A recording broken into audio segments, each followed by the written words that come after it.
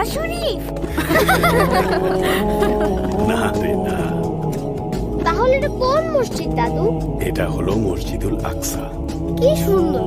এই মসজিদটা কোথায় দাদু? এটা ফিলিস্তিনে। এই মসজিদুল আকসাই ছিল আমাদের প্রথম কিবলা।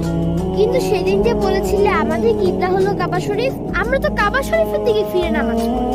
বাপরে, সাকিব ভাইজানের দেখে ভালোই মনে আছে। আমারও মনে আছে, কাবা শরীফ বিমানে চড়ে যেতে হয়। সাব্বাস বিমান! তাহলে এসো বিমান, তোমার পিঠে চড়ে কাবা শরীফ যাই। সর্বনাশ! পালাও পালাও!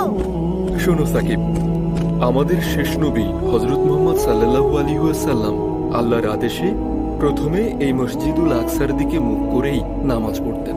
এরপর আল্লাহ রাব্বুল আলামিন কাবাকে কিবলা বানিয়ে